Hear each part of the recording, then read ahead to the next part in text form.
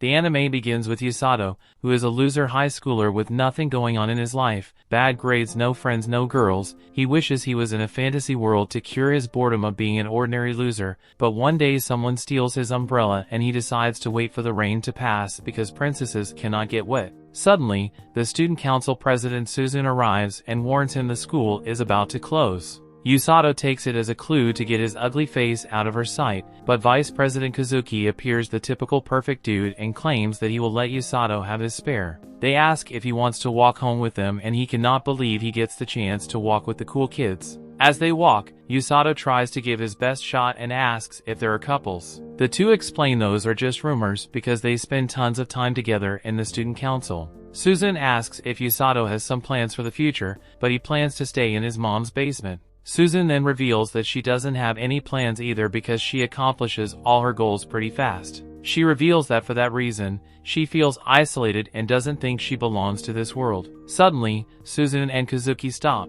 Usato is confused, and Kazuki asks if he heard the bell, but Usato doesn't. They hear the bell again, this time even louder. He gets closer when suddenly a magic circle appears under their feet. Kazuki starts to freak out as Usato claims they're being summoned to another world. Susan smiles while asking if he means that they will reach a place full of magic, monsters, and heroes. Seconds later, they open their eyes to find themselves inside a strange room with a guy sitting on a throne. The old man introduces himself as Lloyd, the king of Linger. The old man explains they have been summoned as heroes and the usual garbage. There's a demon lord who resurrected and is currently raising its armies. The kingdom has been attacked for the past 2 years, but they barely survived. Their last hope was to summon heroes from another world to fight against the demon lord. Kazuki asks them to return them to their world, but the king explains that's not possible. Kazuki continues his caring mode, mentioning they all have families and stuff, but the king kneels in front of Kazuki, promising to find a way to send them home after the job is done.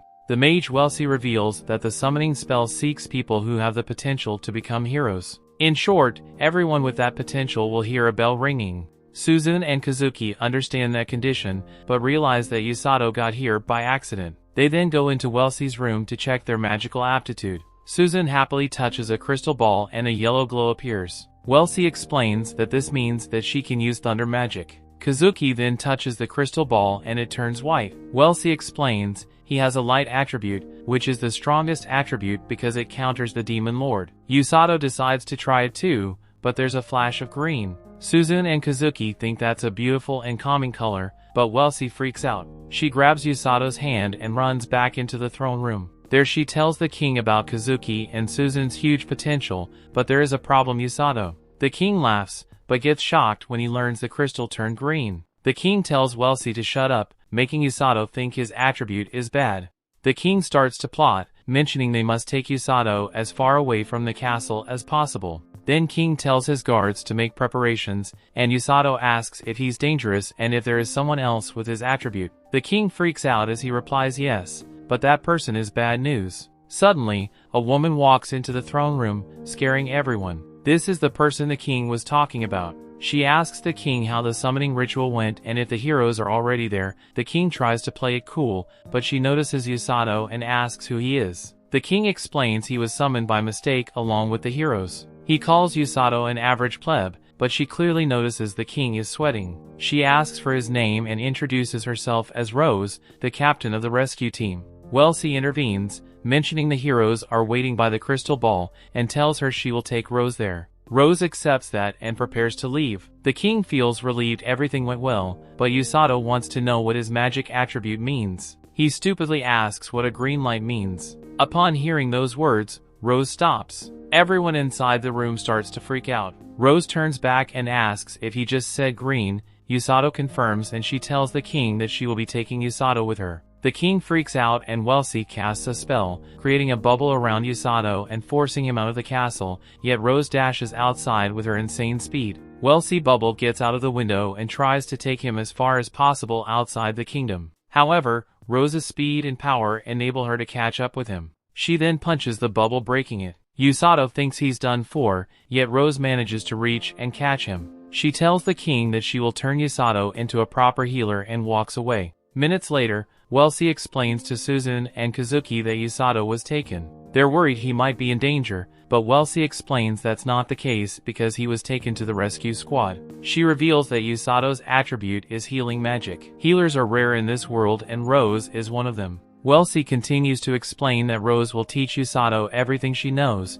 but her training methods are unorthodox. After reaching the base, Rose explains Usato has the potential to become a healer. He's pretty confused, and she reveals he will be living here from now on. She then calls the rest of the members, but when Usato looks at them, he realizes they're literally a band of bandits. Rose tells them to take care of Usato, but they all look at him like serial killers. He tries to back away while scared in fear, but the guys introduce themselves, which looks more like a robbery. Rose then explains they all belong to the squad, but are not healers. In fact, her rescue squad has only 2 more healers, but they're stationed somewhere else, which is why she will personally teach him about healing magic. Usato freaks out, his instincts are telling him to scream and run, but he can't move. He tries to ask for another instructor, but she ignores him while saying that training starts tomorrow. The bandit gang smiles at him and tells him how miserable his life will become because Rose will be teaching him. In short, he will be living in hell.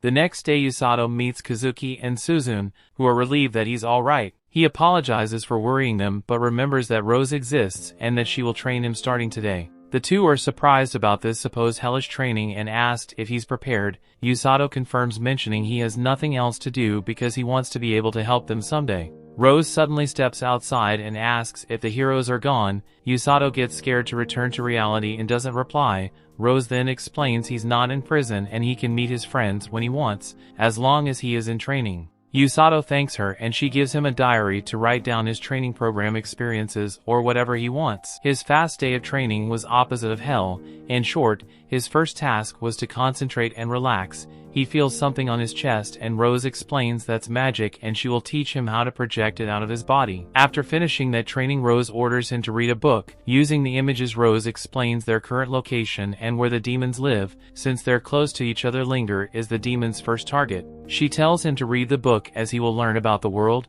nations, races, and demons. Usato starts reading it thinking this training is easy. However, the next couple of days was different, as Rose forced him to run until his body couldn't handle it anymore. Yet, every time his legs gave up, but Rose slapped them with healing magic and orders him to run again. Usato gets up and runs for his life, but she tells him that even if he dies, she will heal him back to life just to make him run. Usato thinks she's out of her mind, but he decides to vent about it on his diary. On the 6th day, Rose thought he was slow and insulted him. He ends up hugging the floor and again decides to vent on his diary. However, while trying to get up, he notices that his hand is glowing. He's confused that it looks like healing magic but doesn't understand why it's activating. Days 8 and 9 were pretty much the same: run into exhaustion, get slapped or kicked, and repeat it for the whole day. However, without noticing, Usato was healing himself every time he got injured. He later realizes that he's using healing magic as second nature and starts running again without being ordered to.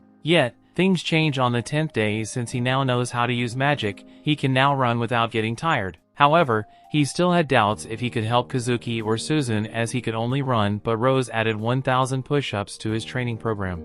Usato knows he cannot do it by himself, that's why he continues to use healing magic to make sure his body can handle it. Rose then reveals she's forcing him to train his body because he needs to run from the enemy on the battlefield and save his fallen comrades. Therefore, the faster he runs, the faster he will be able to save them. Usato is surprised by those words, but she orders him to continue doing push-ups. He continues the training but is surprised that Rose didn't yell at him. He thinks he should be happy about it, but in reality he's scared. He quickly got used to this training and Rose and added some weights while he ran. On the 21st day, Kazuki, Princess, and a knight. Upon arriving there, they get shocked to see Usato doing push-ups with Rose sitting on a huge rock on top of him. She complains that he's too slow and motivates him to not quit, but our boy grows a pair and says that this is too easy because she's light. Rose then places another rock on top of the other. Despite the initial shock of regret, Usato continues using his magic to heal himself. Rose even admires his determination, saying that he's becoming her type of guy. The other two cannot believe Usato is going through this, but Susan quickly starts drooling after checking his muscles. However,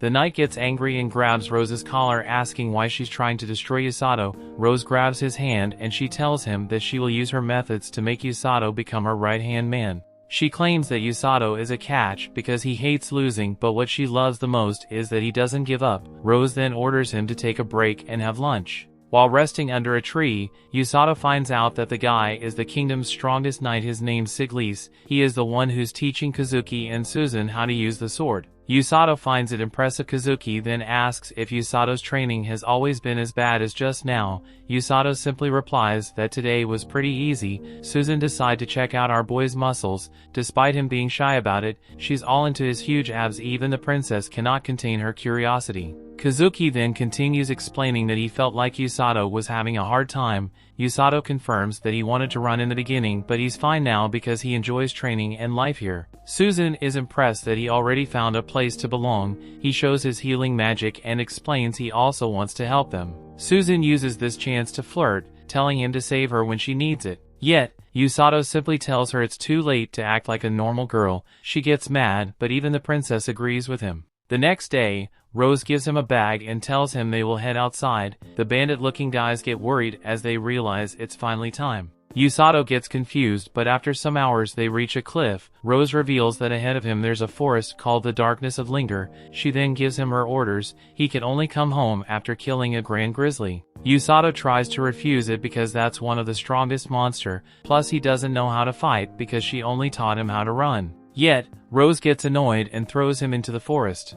The story continues. We see Usato in mid-air and starts to freak because he's on a free fall to death. He then turns around and casts healing magic to survive the impact. Yet, he refuses to die and turns around again and using his healing magic to land safely. He's relieved that he managed to survive and uses his healing magic again to recover from minor injuries. However, he knows that since he's now inside the forest, he must follow Rose's instructions if he wants to go back home. Therefore, he makes his decision to kill a grand grizzly. He claims that's just a 7-foot-tall monster, which is nothing to someone who survived hell. Suddenly, that same bear appears behind him. He starts running away from this chasing bear, who is a lot bigger than he thought, but since his training was basically just running, he knows he can outrun it. He thinks there's no way a bear can catch up with him, but the bear is just behind. He remembers all his training and how he endured that suffering. He thinks the bear is nowhere as scary as Rose and decides to fight it. However, 2 more bear clubs appear behind the big one.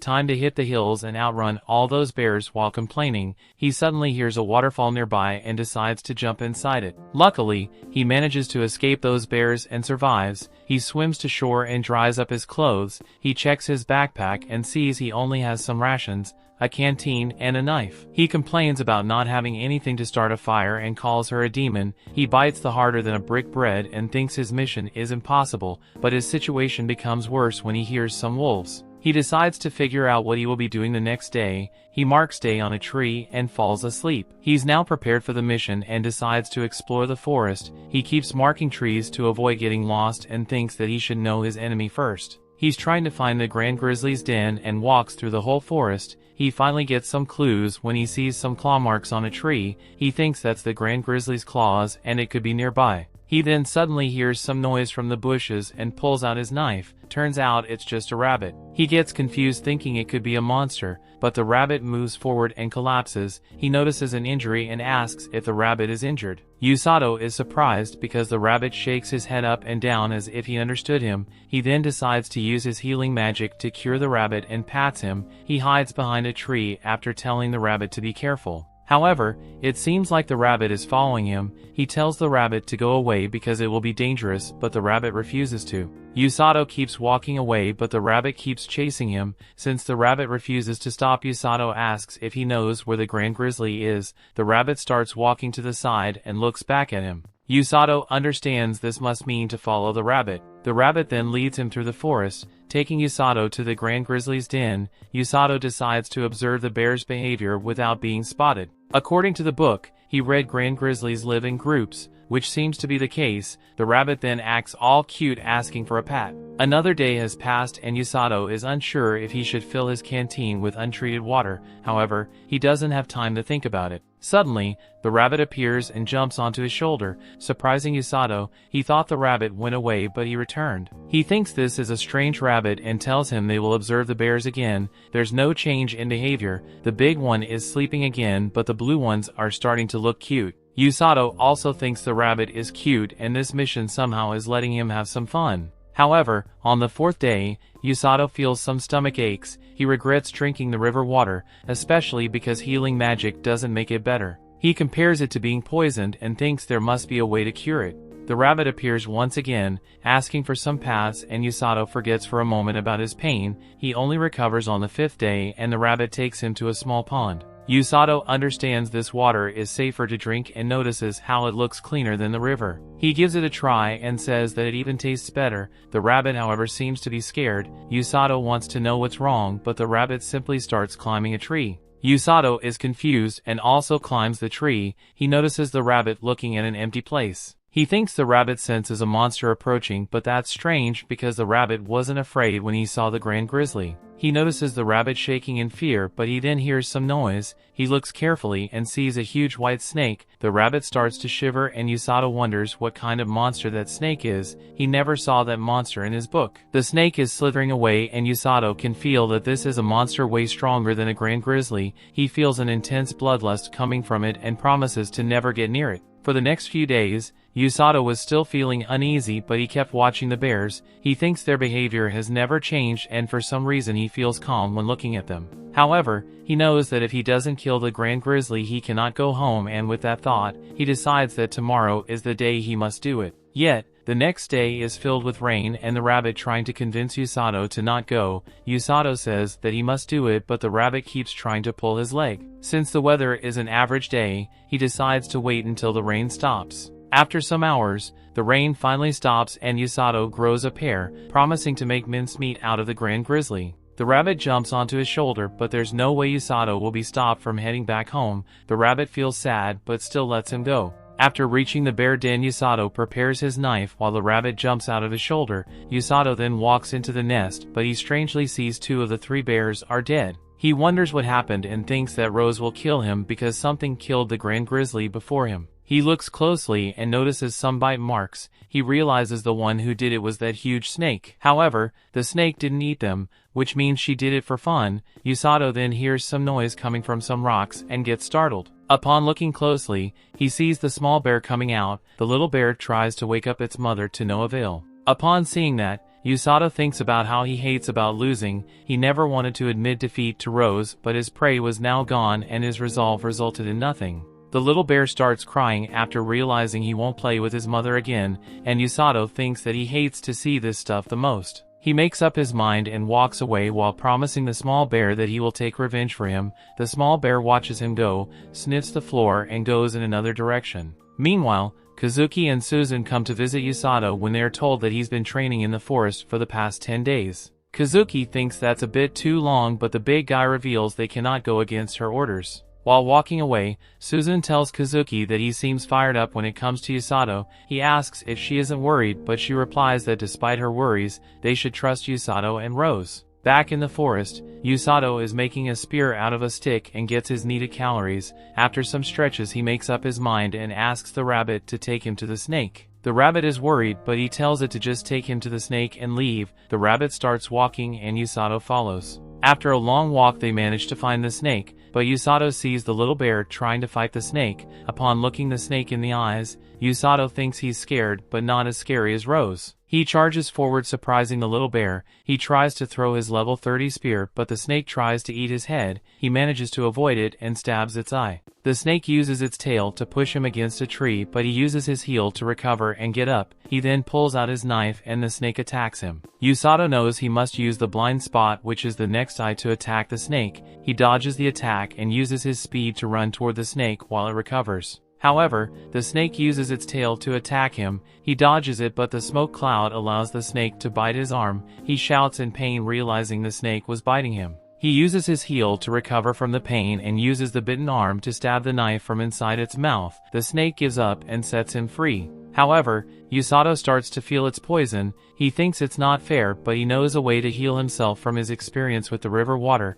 If his injury is internal, he must use his heel to recover internally. With that he recovers and charges again. The snake uses the tail to attack him, but the small bear decides to help and manages to block it. Usato then jumps over the bear and lands on top of the snake's head. He then punches the snake with his healing magic to knock it down and follows up by stabbing its eye again with the spear. The snake tries to resist, but in the end it gives up and stops moving. Usato lays on the ground and takes some deep breaths and happy that he managed to do it. However, the little bear is staring at him closely. Usato realizes that he will now become the little one's lunch. However, the bear treats him gently and Usato pats it, mentioning that he managed to get revenge for him. He tells the little one that he cannot heal him right now because he uses most of his magic to cure the poison. Yet, suddenly the snake raises again and looks at them. Usato cannot move and the little one tries to carry him away. However, our boy is heavy. He orders the bear to run away, but the snake lunges to attack them. Usato realizes this is the end and starts cursing Rose.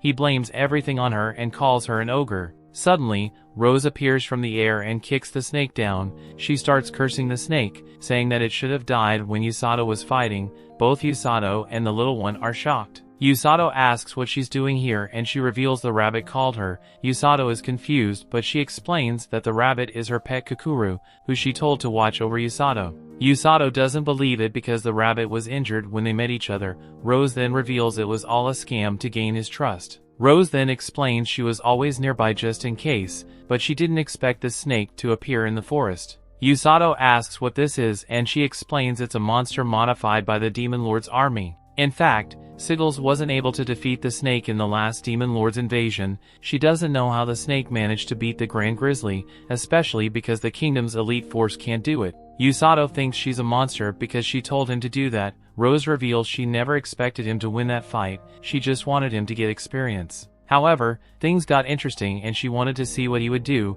He complains that he almost died and the little bear also comes to defend Usato. Rose notices the little one like Usato, making him think that the bear lost his parents and is lonely. He pats the bear and the two act friendly. Rose compliments Usato and tells the bear he will be coming with them, but he has to carry Usato. The bear takes Usato on his back and Rose grabs the two with one hand and carries them back. She tells Usato that he passed this exam and now he has the right. He gets confused, but she reveals that despite lacking training, he has the right to stand next to her on the battlefield. She says that he has everything: a body that can withstand pain, physical prowess, and more importantly, an indomitable spirit. That's something that the other healers in her squad lack. She tells him to be proud and they might still make it back in time. Usato is confused, but she reveals the Demon Lord's army is preparing to attack. The story continues. We see the Demon Lord asks a subordinate Amila about their plan to invade the Linger Kingdom. She confirms that everything is on track and they're all prepared to advance soon. The Demon Lord is relieved and states that she will be the one commanding their army. He mentions they failed their last invasion and warns her that she should give her all while also avoiding death. She gives him some hope and he dismisses her. While walking back, another guy noticed Amila was nervous while having the audience with the Demon Lord. She tells him to do his job instead of teasing her and calls him Monster Dr. Hirolook. The guy claims his name is already cute and replies that his job is going pretty great after all. He managed to complete a new demon modified monster prototype. He asks if she wants to see it and she follows him. She then sees a huge snake similar to the one Usato fought before. The demon is hyped out about this monster and reveals its name. Amila, however, mentions that's the same name he used on his last prototype that went missing during their attempt to invade Linger. The guy complains his snake was beaten up by Siglis and it ran away.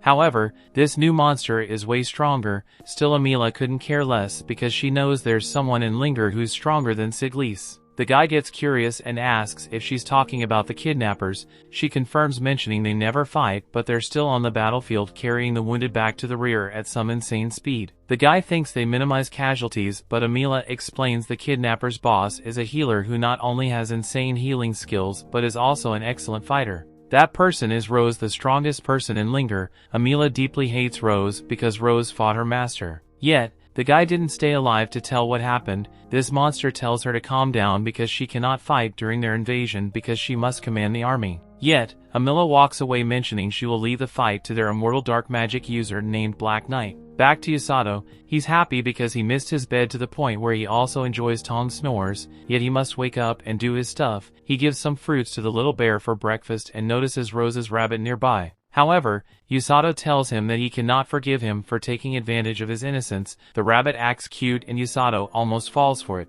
Yet, he tries to refuse to be nice to the rabbit, but he cannot resist it. He keeps giving the bear more fruits and calls it Blurin. Rose arrives repeating the same name and she asks if that's its name. Usato confirms it, mentioning he combined the words blue grizzly. Rose is shocked to hear that but focuses on saying that she told the king about the bear and it will now be the property of the rescue squad. Usato is confused about that and she reveals that the bear must also do his duty if he wants to stay here. The little one is scared with her smile and hides. Turns out that from now on Usato must not only run with weights, but also carry the bear. Rose explains this will be a regime close to what will happen on the battlefield. She tells him to think of the bear as someone who needs rescue. She orders him to start running and he follows her orders. In fact, Usato only considers this as a training with more weight than usual. He thinks that all he needs to do is to control his healing magic properly. Yet, Rose shouts that he's too slow and the wounded will die. Usato complains, but picks up the pace. Suddenly, Tom comes out of a bush and tries to punch him, but Usato avoids it. Another guy comes running into him, but he also dodges. He thinks they're crazy and asks what they are doing. The thugs chase him and explain this is a simulation of what will happen on the battlefield. Usato tries to run faster, but the thugs yell others are hiding too. Yet, Usato speeds up and keeps running for the next hour. The others throw some sticky water balloons from trees, forcing Usato to run while holding his breath. Some appear from the ground with wooden swords and try to hit him, but he dodges. After 3 hours of running, another guy cuts a rope to make Usato play Donkey Kong, but in the 4th hour Usato finally uses his magic but feels strange. The rabbit comes out from a bush and smiles, yet Usato panics and jumps over him thinking the rabbit is doing it again. With time, Usato feels even stranger and finally collapses without knowing why. Usato is confused because he should at least be able to last for half a day. Rose appears, explaining that will be his stamina on the battlefield. Usato is confused, but she explains the human body also gets fatigued from feelings like anxiety, fear, and frustration. That's the reason why he ran out of energy faster than normal. Usato asks what he can do, but she heals him up and tells him to get used to those emotions. She says he must build up his mental fortitude and situational awareness. She then walks away and orders him to run through the town and around the castle during the afternoon. Usato is confused but follows those orders, yet every citizen is shocked to see a guy running in the streets with the blue grizzly on his back. Usato already knew this would happen despite Blurin being a well-behaved monster. Suddenly, the people start smiling as they realize that Usato is also part of the rescue squad. Suddenly Blurin smells something and wakes up. The bear points forward and Usato stops to buy fruit stall. He doesn't have any money but asks the name of those fruits and the old lady calls it Peffles. Usato then asks her why the people aren't freaking out while he carries a monster on his back. The lady replies it's because he's part of the rescue squad. She talks about his uniform and reveals the gang also runs through the city all the time. Usato thinks about it and confirms someone would get used to it after seeing those scary bandits running around. Before he leaves, the lady gives him a Peffles and Blurin eats it. As Usato runs away, a little girl asks the old lady if he belongs to the rescue squad. The lady confirms and asks why she wants to know. The girl simply dismisses it and looks at him. Usato then plans to make a quick stop by the castle to visit Suzune and Kazuki. However, a guy notices him pass by and starts running after him. The guy chases him while asking Usato to stop, but he keeps getting behind. Usato only notices when the guy collapses on the floor and asks if he's okay.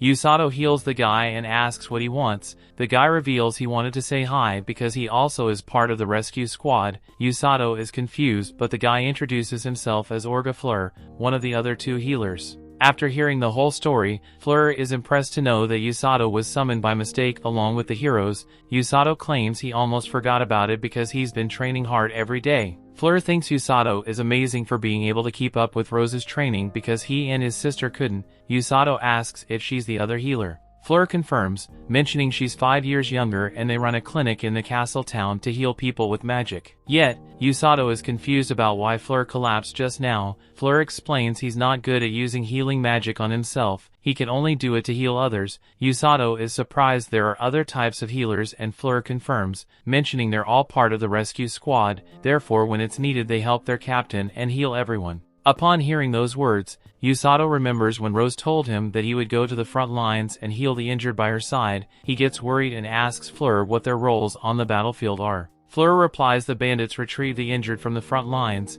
while he and his sister heal them. In short, they're the rear support, yet Usato reveals that he will be going to the front lines with Rose. Fleur is shocked and Usato questions if someone like him can do it. Fleur replies the ones in most danger are the heroes and the knights, and if they get injured they will most likely die, but if they have healers on the front lines, it means those people can be saved. He reveals that's a tough and dangerous job. However, he knows Rose would never bring someone who she didn't completely trust. Usato thinks about his friends and gets worried. Fleur then gets up to return to the clinic and Usato decides to continue his training. Before departing, Fleur asks Usato to not hate Rose because she doesn't know how to measure her words. Yet, Usato tells Fleur to not worry because he never hated her. In fact, he also has some words to tell her. Usato then starts running and Fleur feels relieved that Rose finally met the person she was looking for. Suddenly, Fleur's sister comes to complain asking if he has a death wish for wandering around. He tells her that he's not that frail, but her look tells us otherwise. He then tells her that he just met someone interesting and she gets curious about that person,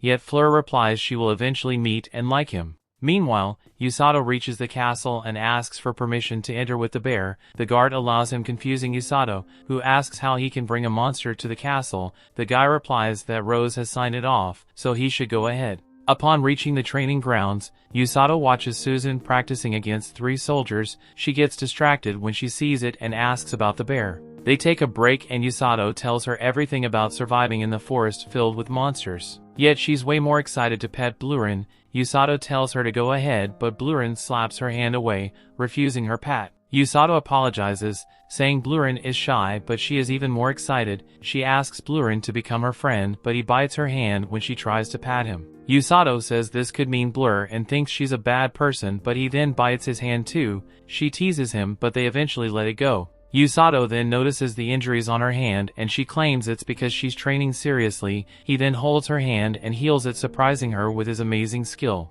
The girl thinks he came all the way here to visit her and blushes, but Usato confirms he came here to visit her and Kazuki. She feels rejected and reveals Kazuki left the kingdom with Siglise to get some combat experience against monsters. While walking, Kazuki asks Siglise if it's true that the Demon Lord's army will start invading soon. Siglise confirms it, mentioning it will probably have a much stronger army than last time, and that's why they summon Susan and Kazuki, heroes who can boost their soldiers' morale. Yet Kazuki is still unsure and hesitates. Still, he promises to give his all, but they all stop because there's a pack of hung wolves in front of them. They prepare to battle and Kazuki makes his resolve. Usato is impressed, but wonders if Kazuki will be okay. Susan replies it will only last some days, but once he returns, she will be the one performing that training. Usato teases her, mentioning she will probably enjoy every moment of becoming OP in another world, yet she complains because he's not worried about her at all. After the conversation, Usato decides to continue his training.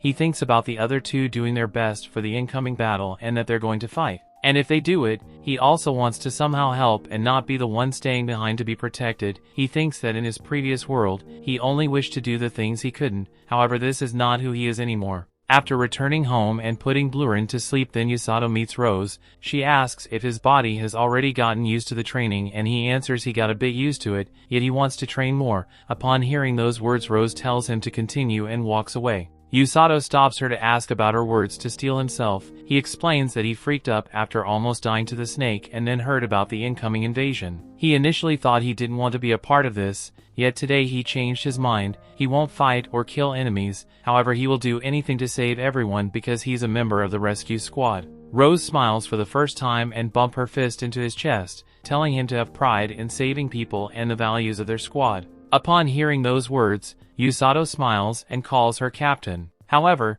the next day Rose wakes up by putting a heavy bag on top of him and tell him the king ordered him to join Susan's training.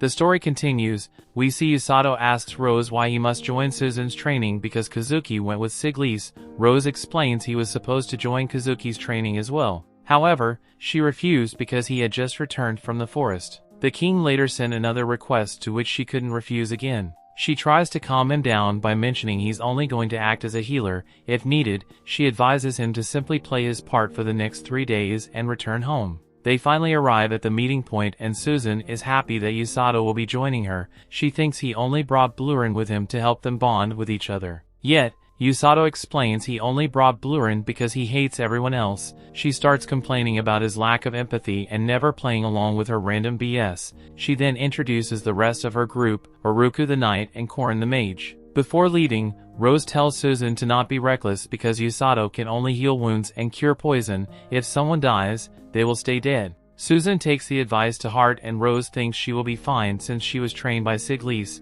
She then turns to Usato and reveals she has no advice for him. He's confused and she approaches him asking if he has a problem with it. Usato replies he's good and she gets going. Yet he's suddenly surprised when Susan talks about how strong Rose is, yet she refuses to explain it when asked about it and starts moving. Meanwhile, at the castle the princess gets worried about Kazuki and asks what he's doing. He explains that he's training his sword skills, but she mentions that he just arrived the day before and was supposed to rest. He dismisses it, explaining he had a great night of sleep and can handle training again. She thinks he's pushing himself too much, but he flexes his muscles to show off he's fine. The princess realizes she's holding his arm and gets shy before walking away. Back at Usato's group, Susan recounts Kazuki's experience while training. Usato didn't expect Kazuki to be so worn out, but he had told Susan the experience was worth it. He battled tons of monsters inside the darkness of Linger, and Susan reveals that's where they're heading to right now. Upon hearing that name, Usato reminds the time he was observing Blurin and his family. He wonders if Blurin misses his home, but that moment is interrupted by Susan asking if the little bear will wake up soon. She thinks this is the perfect chance to pet the bear since he won't bite her. She tries to do it but Usato slaps her hand. She initially gets confused but tries to pet the bear several other times, all denied by Usato's slaps. She finally asks what is he doing that, but he replies with the same question. She uses this chance to flirt with him, mentioning he's smacking her hand and talking her down. She thinks he became a sadist but he has no idea of what she's saying. Blurin then wakes up and Usato tells him to walk by himself, but the bear can barely walk straight because he's sleepy. Susan thinks this is her chance. She tells Blurin to hop on her back and she will carry him. Usato tries to stop her from doing it, but Blurin lies on her back. Susan is happy that she finally touched Blurin's fluffy fur and tries to get up. However, she falls flat on her face because the bear is too heavy. Usato helps her out and they continue walking as he tells her to not get hurt outside of battle. She thanks him for healing her, but they're forced to stop because the mage senses multiple presences ahead of them. The knight warns them to be prepared to fight monsters. However, the mage notices he's wrong. Some bandits appear from the bushes as they cannot ambush anyone who already knows about their presence. The bandits do their usual stuff, threatening them to hand over their goods or else. The knight refuses to, making the bandits mention how big their group is. Usato is confused about what the plot is going on, because these guys aren't intimidating at all. He notices Susan pulling his shirt and he tries to be a Chad and reassure her that everything is fine. Still, this crazy girl is excited to see real bandits, mentioning that she has never seen one before. Usato thinks this girl is clearly out of her mind, but Blurin, who was at the back, appears by Usato's side. The bandits start to panic because they never expected someone to tame a blue grizzly. However, one of them tells the others to take a better look because that's just a cub. The rest of the bandits think this is their chance to get a bear and skin it. Usato gets mad at those words, but Susan attacks the bandits before he can do anything else. Usato is impressed that she managed to control her power to simply knock the bandit out with lightning. She explains she practiced a lot to make it perfect, and Usato incentivizes her to go wild. The bandits decide to charge forward, thinking that Susan cannot use her magic if they get close, yet Susan electrocutes them while they run. Usato is acting like a cheerleader while also calling Susan a human stun gun and a human electric eel. Suddenly the mage senses something new. Seconds later, a horde of fall boars passed by them. The knight is confused because these monsters should live deep in the forest. The boards almost hit Usato from the back, but Blurin headbutts them. Susan tries to electrocute the rest, but another boar dashes toward her. Usato tries to protect her, but they get hit and are both projected into the air. They start falling deep into the forest, but Usato uses his body to protect her from the fall. He casts healing magic while taking the heavy hits from the tree branches, but they still end up falling into the nearby river. After returning to the water surface, Usato realizes that's the same river he fell when he came to the forest. He knows there's a waterfall ahead and tells Susan to take a deep breath. After falling, Susan tries to wake him up and carries him to the shore while mentioning that she will pay this debt. Usato then wakes up mentioning he's fine and that this is quite embarrassing. She gets all shy and pushes him away after realizing that he woke up. Usato then uses his magic to heal her wounds, but Susan apologizes for putting him in this situation. He dismisses it, mentioning that he's glad that they at least got into this together. He looks around saying he never expected to return so soon. He then explains that Rose dumped him here to train before, and that this forest is filled with monsters far stronger than those boars. Usato then sits down to check their gear and decide how to move from now on. Susan asks if it's not better to escape the forest because of the monsters. Usato reveals it's about to get dark and it might rain, therefore it's better to find a spot to camp and move tomorrow. She asks if he knows about any safe spot. He replies that he slept on a tree branch and asks if she's fine with it. Susan mentions she never climbed a tree because she was never allowed to despite wanting it. Usato thinks she came from a wealthy family who sheltered her entire life. Usato then finds a cave and decides to camp there, mentioning that not only it will cover them from rain, but it's also better than going deeper into the forest. He then advises her to get out of her wet clothes and she shyly tells him to not peek. After noticing Usato's stupid face, she realizes that he never thought about it. Usato then decides to use Susan's lighting abilities to fish and start a fire. He's quite happy about all of this because he didn't have a fire the last time. However, he notices Susan on the corner. He apologizes for this awkward situation, but she's more into checking all his muscles from afar. She suddenly looks up and sees some monsters. She gets excited and Usato calls them venom monkeys, explaining that he read about them. The monkeys get down and he tells her the monkeys are friendly, but she can get poisoned if she touches them. Yet, Susan is already touching one. Usato asks what the plot is she doing, but she replies that she has already been poisoned by the monkey's cuteness. She tells him there's nothing to fear, but the small monkey bites her finger. She collapses, forcing Usato to cure her. Meanwhile, at the palace the king gets informed by the mage's familiar that Usato and Susan are missing. Kazuki wants to know more about it and the king explains all the information he currently has. The king reveals he didn't want to reveal this to Kazuki, but the princess forced him to do. Kazuki asks if they already sent a research party, but the king reveals they will depart tomorrow. Kazuki thinks that's too late and decides to head out by himself right now. However, big gorilla mommy Rose appears and tells him to stop. She tells him to not worry because Usato is with Susan. She bluntly explains that Usato won't die so easily, so if Usato is fine, Susan should be safe. Kazuki is shocked to hear that. After all, Usato is a random dude who came here by mistake and got healing magic. Talking about the devil, Usato is having an amazing time thinking it's way easier to survive in the forest with Susan by his side. She gets annoyed because he's literally calling her camping equipment, but he dismisses it. She lets it pass, and since he notices that she's tired, he decides they should sleep in turn, starting by her. She rejects it, mentioning that he should sleep first because he used his healing magic on her. He accepts the deal and lies down. While awake, Susan looks at Usato and asks if he's asleep. He reveals he's still awake and she asks how he feels about being summoned to this world. She asks if he thinks about ever returning home. Usato explains that's a tough question because he does want to go home. Yet, he also has a reason to stay in this world. Susan then reveals she doesn't want to go back, but is surprised that he didn't ask why. He asks her if he should do it and she confirms. He reveals that he knows why she doesn't want to go back. It's because she likes this world more than theirs. Susan confirms, explaining there's nothing left for her in their world. She's willing to throw away her family, friends, or who she was before just to stay here. She reveals that she was waiting her entire life for this moment. She calls it a chance to free herself. She feels she's finally free because she has nothing to tie her down in this world. I guess she forgot she's one of the heroes. Yet, she's surprised to hear Usato say that it sounds good to him. He doesn't understand her expression and she asks if he's not disappointed by who she really is. Usato explains he always wanted to change and stop being an ordinary guy who is passive, therefore he doesn't think they're different from each other. Susan is impressed, but Usato continues. When they arrived he didn't want to hold them back and that's why he always accepted Rose's training, but now he's determined to protect her, Kazuki and everyone else in this kingdom as a member of the rescue squad. When asked about it, Susan replies she also wants to protect this place as a hero. Upon confirming their resolve, Usato says they will save the kingdom together and forget their old world. Susan smiles, mentioning that Usato has grown a lot since coming here. Usato also reveals that he feels closer to her. In their world, he always thought about her as a flawless, perfect girl, yet Susan is shocked because he never treated her as if she was a perfect girl, but she reveals that she doesn't mind it because she'd rather be close to him than be admired from afar. After blushing,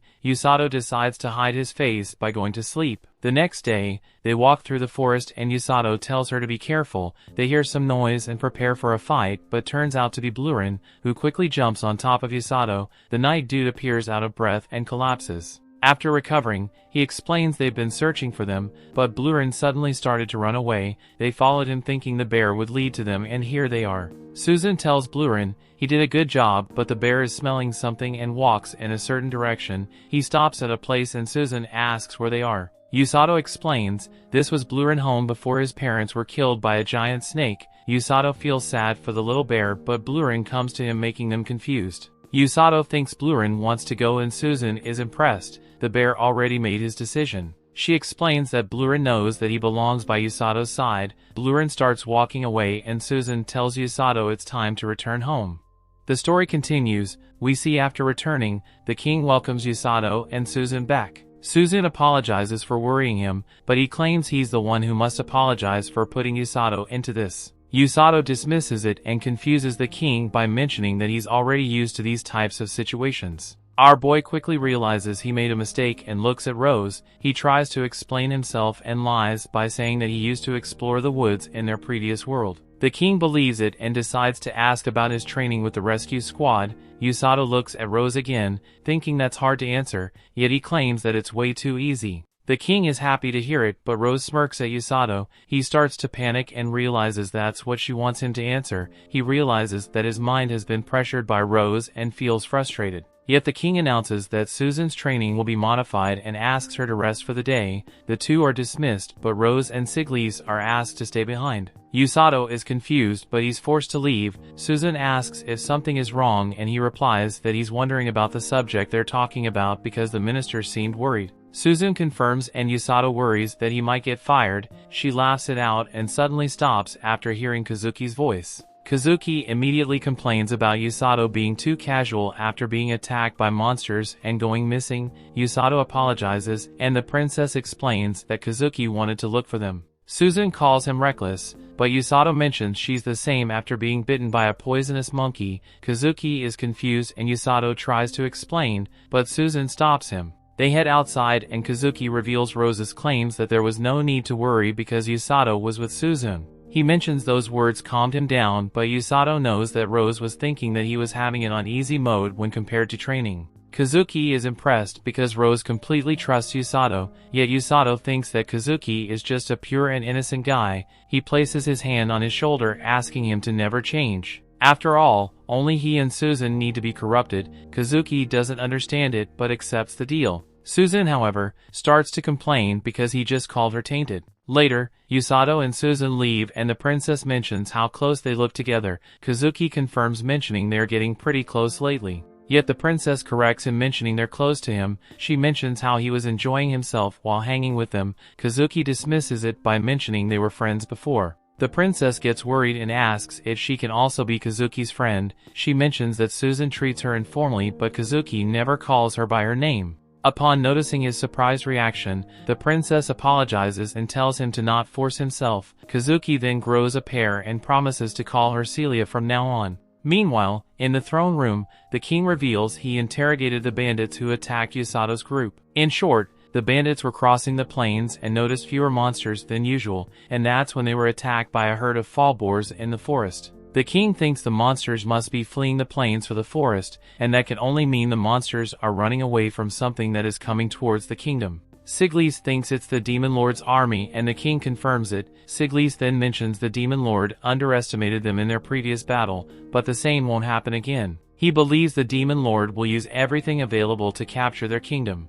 The king confirms and asks him to tell all commanding officers to be prepared to mobilize the troops at any time. Siglis confirms and starts walking away. The king then decides to talk to Rose in private. He apologizes for the wait and reveals that he must ask her for something. He explains that he normally cannot assign this mission to the captain of the rescue squad, but Rose replies that he doesn't need to worry about it. She knows he wants her to scout and locate the location of the Demon Lord's army. The king confirms and apologizes for the request. She dismisses the apology because she knows she's the fastest person in the kingdom. She prepares to leave, but the king reveals he has something else to talk about. He steps down from his throne and asks if she wants to return to her position as the battalion commander, yet Rose refuses to, mentioning that she bears more guilt than he thinks she does. The king thinks she's too hard on herself and mentions she was the first healer to ever be appointed as a battalion commander. However, Rose replies that it's simply the truth. He asks if she has ever forgiven herself and she denies it. Her eyes become filled with rage as she asks how she could ever forget it. She was forced to accept the deaths of all her subordinates, and the fact that she couldn't revive them and the scar on her eye will never enable her to forget them. The king tries to convince her that she shouldn't bear this burden, but she replies that it's something she must do. Her subordinates only died because she was full of herself. However, that made her realize that it's all over when someone is dead, no matter how skilled or trustworthy they are, and that scar is a punishment that will never let her forget about her sins. She reveals that was the origin of her decision to create the rescue squad. They don't fight, they save lives. The king confirms by stating they saved many men during the battle 2 years ago. He asks her if she hasn't reached her goal, but Rose reveals there's another reason why the squad exists. The king is curious and asks what's the reason. Rose reveals that her ultimate goal is to find a subordinate who will not die. The king feels stupid because that's something impossible. Yet Rose explains that's the reason for her hellish training. She's been looking for someone who can use healing magic, someone who's determined to push past his physical limits, and someone with the determination to never give up. She's been looking for someone who has all of these traits. The king realizes Usato is just like that. Rose confirms, mentioning he's everything she's been looking for. He has insane survival instincts, adaptability, and the will to survive. She mentions that his best trait is that he hates to lose, and his worst one is that he can be easily influenced. Yet, no matter what she does, he still gets back up and stands up to her. She knows he will never give up and reminds him of the guys she lost. She reveals that she's determined to make him the strongest healer. She realizes that she spoke too much and apologizes. She decides to focus on the mission instead, and the king puts his confidence on her. Later at night, Usato finds a letter and asks about it. The squad member explains Rose left it for him before leaving. Usato thinks this is bad news and sits down to open it. He finds out that he doesn't need to train the next day and that he should deliver another letter to someone.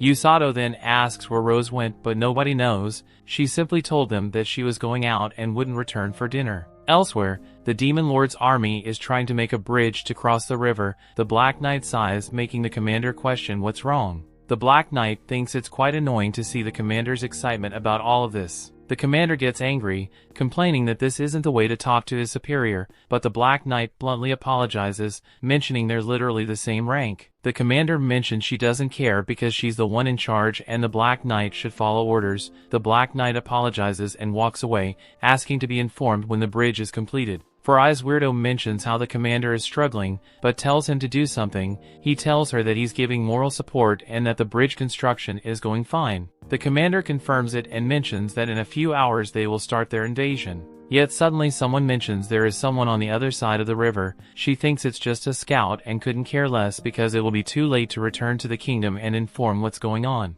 Suddenly a tree is thrown into the bridge that is being constructed. It completely destroys it, shocking the commander, who doesn't understand what's going on, but upon looking closely, she notices Rose standing on the other side and shouts her name. Rose smiles, thinking she was supposed to only scout, but she managed to delay the invasion by some days. The next day, Usato follows Rose's map to deliver the letter, yet he notices everyone is looking and commenting about him. He doesn't understand why because he didn't bring Blurin with him, but everyone is confused about why is Usato walking instead of running. He then meets the old lady who asks where Blurin is and if he wants to buy some fruits. Usato confirms it and mentions that he will be picking it up on his way back. He finally manages to find the place on the map and steps inside. A girl comes to greet him and upon noticing his clothes, asks if he's the person who just joined the rescue squad. Usato confirms, but she interrupts him by mentioning that her brother already told her his name, yet every time she tries she guesses it wrong. Usato tells her his name and she then introduces herself as Ururu, Fleur Orga's sister. She then welcomes him to their clinic and Usato asks where's Orga? She reveals he's inside examining a patient and convinces him to peek inside. Usato doesn't know if they should be doing it, but she reveals that Orga needs to concentrate. They watch Orga use his healing magic on a kid, and Usato notices that his healing magic color is intense and smooth, which is the exact opposite of his. Orga finishes healing the kid, who gets up and tells his mother that he doesn't feel sick anymore. The mother thanks Orga, but the kid asks him why people are watching. Upon noticing it's Usato, Orga ends the deal and they talk. Orga thanks him for delivering Rose's letter, but Usato dismisses it, mentioning that he always wanted to visit the clinic. Ururu then asks how everyone in the squad is doing. He confirms it's always the same thing and she laughs it out, mentioning how she misses them. Orga starts reading the letter. While Ururu tells Usato that she and her brother couldn't keep up with the training, she still feels bad because Rose has put everything into training them, but things didn't work out. Everyone was initially excited, but the training was so hard that they became afraid of Rose. She mentions that Rose was desperate at that time. Usato is confused by those words, but Ururu explains that Rose seems much happier right now. He thinks that's only because she managed to find a new punching bag. Suddenly, someone comes into the clinic to ask for Orga's help because someone fell from a roof while fixing it and injured 2 other people. Usato joins the siblings and they reach the location. Orga thinks they need to treat them urgently and asks Usato to take care of someone. They quickly rush to their patients and Usato treats a guy with a broken bleeding leg. He thinks that he only healed basic injuries on himself, Orga and Susan before. However, if war breaks out, he will have to treat injuries more severe than this in the middle of the battle. He knows that he trained for that moment, yet he's still unsure. Orga notices this and tells him to calm down. He explains it doesn't matter who or where he's treating because he has the power to heal them. He tells Usato that he believes in him and Usato remembers Kazuki mentioning that Rose believes in him. He finally makes up his mind and decides to believe in himself. He focuses on his magic and quickly heals the leg of the injured guy. While returning to the clinic, Orga thanks him for helping,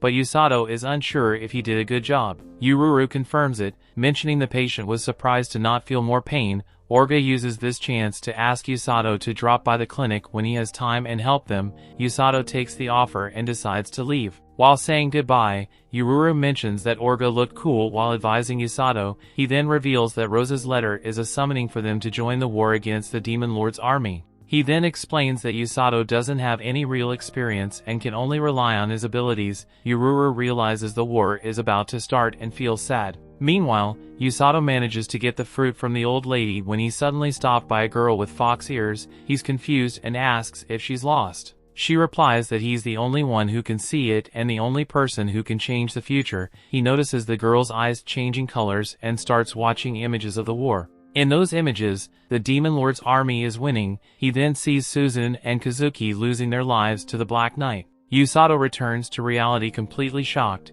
and the girl replies that he must repay her in the future. The story continues. We see Usato chases after the little girl as he determined to question her about why he saw the death of his friends. The girl watches him nearby and thinks about how Usato is the only one that can change the future. Usato questions a guard if he has seen the little fox girl, but he hasn't. Rose arrives to scare the guy away, so Usato pities him for being terrified by Rose. Usato can understand him though, as Rose manhandles him. She wants to hear more about how scary she is, but Usato manages to change the conversation and to where she has been. Rose reveals that she destroyed her bridge that the demon army was trying to make while she was scouting. Usato has a serious smart mouth as he points out that she did a lot more than just some scouting, but this just got some manhandled again. Rose explains that she has seen the Fox Girl before and she appeared there 2 years ago. The Fox Girl is only 12 years old, but she somehow managed to evade bandits and kidnappers to arrive at the capital. Demi-humans like her are extremely valuable to bandits, since they are prized for their physical appearance.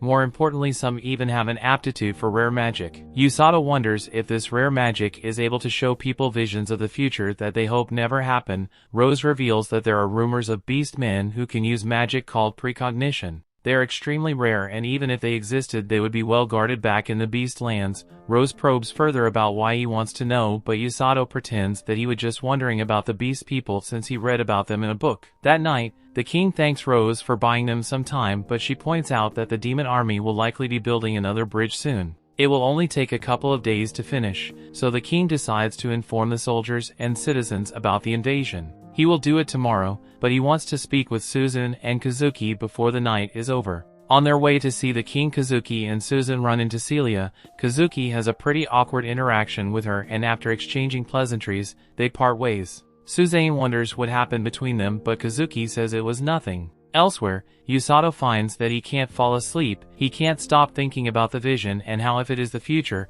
there is nothing he can do about it. However, he remembers that the fox girl told him that he's actually the only one that can change this future. Just then Usato spots something outside, and it turned out to be Kazuki. The two talk about how much they have been training, and Kazuki reveals that they just spoke with the king. They were told that the battle with the Demon Lord's army will soon begin, but they both already knew that. However, when Kazuki pictured himself fighting, he couldn't fall asleep, and he admits that he ran away from the castle to come here and reveals that he is scared to fight. It's not just now, he was even scared when he fought monsters for the first time. His legs froze up and he only managed to fight at the last second. It was only when the fight ended that he realized just how lightly he has been taking everything. He can see things more clearly now and realizes that the Demon Lord's army will do everything they can to kill him. He is terrified of this, but he is under extreme pressure because everyone is counting on him. Usato breaks the tension by telling Kazuki how cool he is. Usato always thought that he never got scared, but he realizes now that that is not the case. The expectations of those around Kazuki have been an immense burden. Usato points out that Kazuki doesn't actually have to live up to those expectations, and sometimes he can put himself first. As for Usato though, he confidently explains that he will be going to battle. He wants to save those who will fight the Demon Lord's army. Usato is of course scared as well, but he has already made his decision. Kazuki reminds Usato that he was just dragged into this by accident and now he can even die. Usato admits that he was brought by accident, but a lot has happened since then. There have been tough times, but he has also met a lot of people that have showed him the way. He wants to help them, and that includes Kazuki. Usato points out that even if Kazuki doesn't fight, they will be friends either way. These words turn out to be just what Kazuki needed to hear. Kazuki snaps himself out of depression and declares that he will fight to protect Usato and Suzune. He isn't sure if he can fight as a hero, but he definitely knows that he wants to help his friends. Kazuki refuses to just watch and proclaims that he will take his fear and fight in spite of it. Having his friends by his side reassures him more than anything, so they agree to protect everyone together. Usato realizes that he just said a bunch of corny stuff, but Kazuki assures him that it's exactly what he needed to hear. Afterwards, Usato hopes to forget his corny speech with some sleep, but Suzune appears to laugh at their bromance. Usato says that he's too tired to deal with her mockery, but she goes on to mock him even more. Usato knows that she followed Kazuki because she could tell that something was wrong, but she is glad to see that Usato took care of it. Usato admits that there is a part of him that doesn't want to fight, and Suzune wonders if he doesn't want her to fight either. Usato would rather she not, but he knows that she has already decided to live in this world. This is true, so she leaves as they all have a big day tomorrow. The next day, the king makes his announcement. It's only a matter of time before the Demon Lord army invasion, so he plans to intercept them in the grasslands. 2 years ago they pushed back the Demon Lord's army, but he is sure that they have gotten stronger since then. It won't be easy, but he reminds everyone that they have gotten stronger as well. He points out that they have 2 heroes now, and Kazuki and Suzune. They also have the help of the rescue squad, who play a critical role on the battlefield. The king concludes his speech by assuring them that they will win, and everyone gets hyped. Later, Kazuki goes to see Celia. He apologizes for coming unannounced, but she is actually glad. He confirms that there will be going into battle, so she prays for his safety. He swears to protect the country, but more importantly, he promises to come back to see her. This shocks Celia, hopes he will, and the two say goodbye. Elsewhere, we see Yururu fans over Blurin. Usato lets her pet him, but warns her Blurin might not allow it. Yururu is certain that they will be the best of friends, but she is severely mistaken as Blurin slaps her hand away. Blurin keeps slapping her away, so she's glad to see that a little bunny has appeared to make her feel better. This girl just can't catch a break though, as Kokuru teams up with Blurin to push her away. Usato must then keep Orga from crushing himself to death, and they watch as Yururu continues to try and pet Blurin. Orga reveals that she's actually really nervous since it's her first time in battle. Her erratic behavior is just her way of hiding her anxiety. Usato then called to go see Rose, but he just now realizes that he has never been to her room before. Usato fears that she has decided to torture him, but he arrives to find that she just wants to talk. She wants to Saddle to explain his role on the battlefield, so he says that it's to heal the injured with her on the front lines. That is only partly correct, as the beginning of the battle will be different. The other squad members will bring the wounded back to the rear, and they will treat them there along with Orga and Yururu. There won't be many wounded on the front lines at the start, so they would just be sitting ducks there. Furthermore, Rose tells them not to heal the wrong people on the front lines. Usato thinks that she means not to heal the enemy, but she calls him an idiot as that's not what she means. There will be people that are injured but still fighting. He shouldn't try to heal these people since he will just get in their way. It will be up to Usato to use his judgment to decide who to heal at a moment's notice. Usato completely understands, and Rose finally gives him his rescue squad uniform. It was designed this way because it was made to help them stand out on the battlefield. Our protagonist Usato couldn't be happier, so she tells him to put it on. Rose is glad he put on so much muscle, since Usato was able to fill the suit up well because of it. Rose manhandles him once more to explain that healers are not immortal. Once they die, it's over. The one thing he can never do on the battlefield is take his life for granted. Usato explains that he obviously doesn't want to die, but this just makes Rose call him an idiot again. Talk is cheap, as Rose knows plenty of people that talk the way he does and died anyway. Being part of the rescue squad means that he must save himself too, so he shouldn't underestimate the value of his own life. Rose doesn't want to hear any self-sacrificing talk from him, or she promises to end his life before the enemy does. Usato hears her message loud and clear and confidently declares that he will save everyone, including himself. She questions if he can really do it, but he reminds Rose that she was the one that told him to speak his ideals. Usato thinks about the vision he saw and determines that it doesn't matter if it really is the future. He knows what he must do, and that is to not let Kazuki or Susan die no matter what. The story continues. We see the army is making its way to the battlefield. Ururu isn't too pleased that the journey is taking so long. Tong tells her they have no choice because they have to go far away from the castle to fight the demons. Ururu gets his point, but Orga doesn't look too happy about the journey as well. Usato asks Rose to tell him about demons. She tells him demons are demi-humans with unusually large horns. They look like humans at first glance, but they are superior in both strength and magic. She also tells him the demon commanders are very powerful, but the common demon soldiers are push-offs. She wonders if the thought of demons scares Usato, but he tells her he's fine because he knows someone scarier than the demons. Rose is impressed with how far he has come despite the circumstance of his choosing. Usato tells her he's just doing everything he can to prove her wrong. This enrages Rose, and Usato puts up his hands thinking she will hit him, but she doesn't retaliate. Rose feels nostalgic remembering her previous squad. 5 years in the past, Rose walked towards the king's hall. The king was addressing the soldiers and telling them about the demons that were spotted on a plain close to the city. He told them it was only a matter of time before the demons attacked someone. He decided to assign guards to the merchants that traversed the plains. He tells them the guards will be assigned to soldiers lower than the general rank. He warns them to run if a fight breaks out because demons are stronger than humans. After the briefing, Siglis asks Rose what she thinks the demons are planning. She tells him he has no idea, but she guesses they are preparing for an invasion. Siglis wonders if they have the means, and she tells him there's a possibility. Siglis tells her he'll ready the troops to mobilize at a moment's notice, but she tells him it would be a waste of time. He tells her they need to be able to mobilize instantly, and she tells him he's too uptight. They go their separate ways, and Rose decides to take his advice. Yule, her subordinate, calls out to her while she's thinking about her strategy, but she's lost in thought and doesn't answer. Yule keeps pestering her and she loses her patience. She hits Yule's head and tells her to be quiet. Yule complains that she almost split her head like a coconut with her brute strength. Rose tells her to keep quiet when she sees other people thinking, and Yule realizes that she's mean.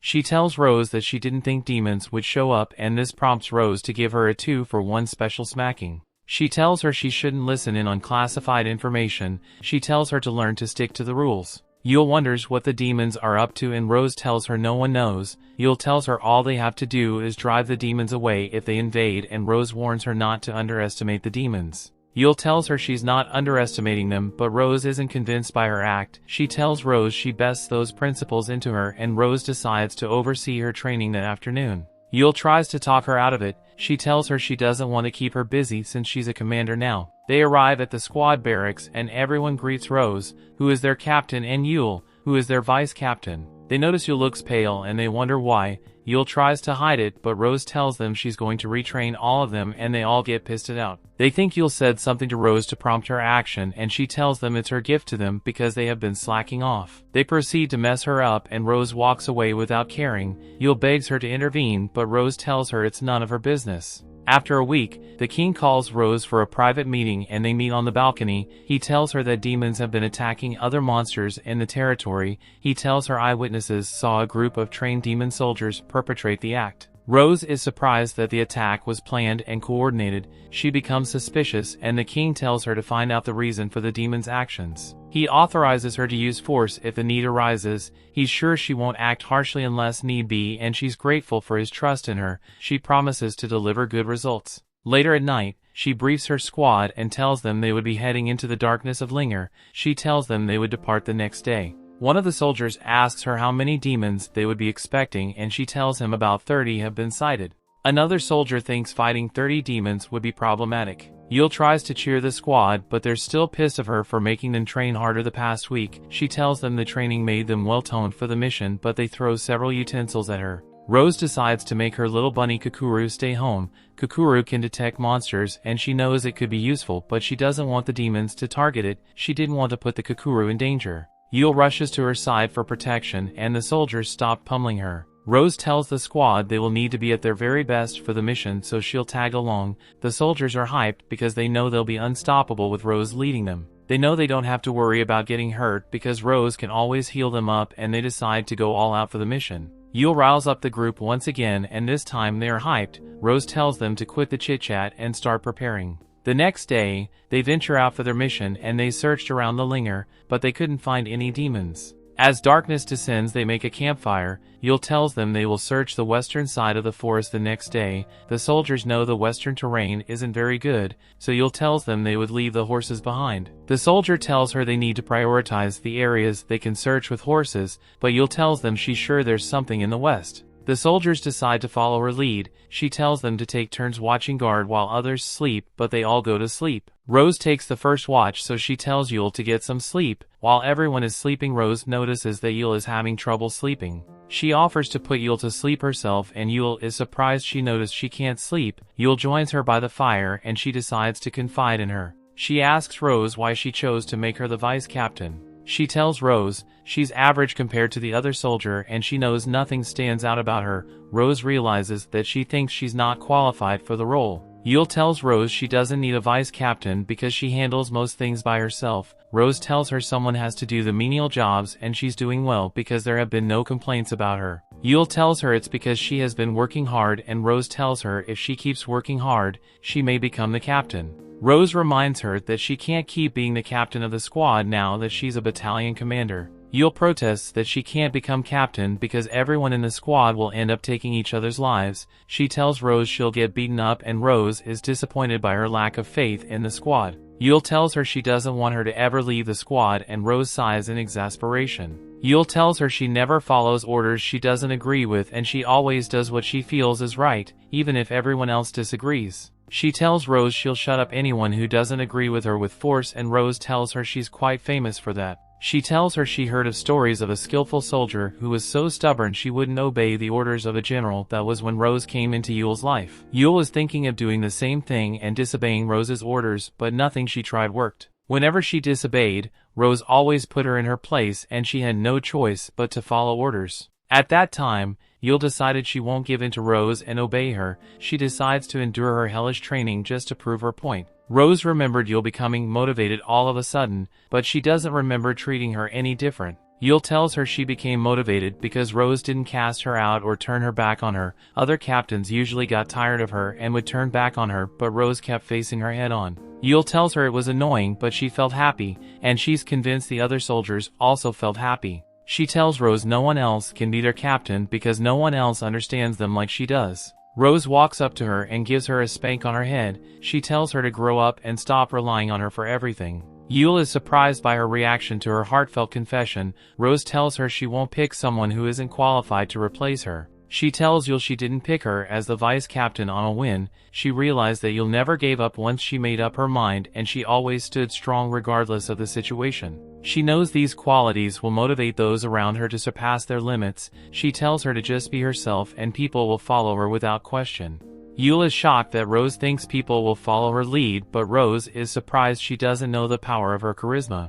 Rose tells her change is the only constant in the world. She tells her she needs to accept change and move forward regardless. She tells her nothing will change the fact that she was their captain, and she tells her not to worry herself unnecessarily. Rose decides to get some sleep, and Yul offers to take the next watch. Rose tells the other soldiers to get some sleep and Yule is surprised. They tell her they trust her to lead them in Rose's absence. They tell her they don't hate her and they always listen to her commands when it counts. They tell her not to worry so much and she becomes embarrassed. She chases them about and Rose smiles secretly. The next day, they climb up a little mountain and a soldier spots evidence of the demons. He informs Rose and they come forward to investigate. The soldiers realize the demons are hunting monsters and they wonder why they're hunting monsters instead of humans. Yule knows there must be a deeper reason behind it, but they suddenly hear a deep growl from within the forest. Rose tells them to get ready to battle and they rush into the forest. They see the demons in a clearing. They just took down a wolf and were in the middle of packing them.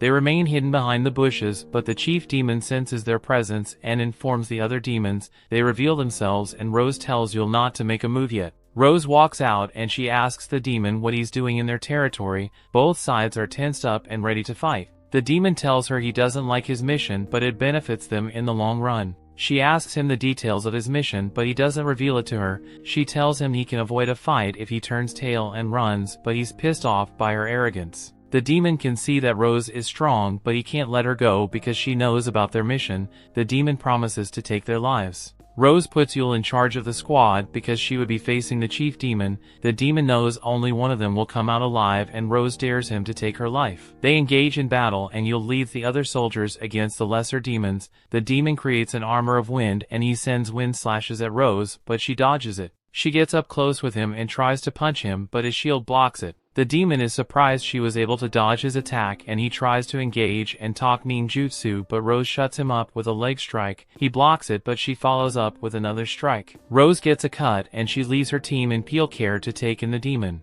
The demon tries to hide in the first and launch a sneak attack, but Rose eventually finds him. She hurls a huge tree at him as he flees to block his way and then hurls several others, but he shields himself. She brings one more tree down on him, but he cuts through it. Rose keeps attacking him, but his wind shield blocks all her strikes. He's impressed with her strength, and he tells her she's the most powerful human he has ever fought. He suddenly surrounds her with wind blades, but she walks through it and he's surprised to see she has healing magic. She attacks him again, but he blocks it. He can now see she's a one-man army and he decides to introduce himself as Nero. He summons his sword from the abyss and vows to put an end to Rose. Rose tells him she would beat the crap out of him before that happens. A fierce battle between both of them commences.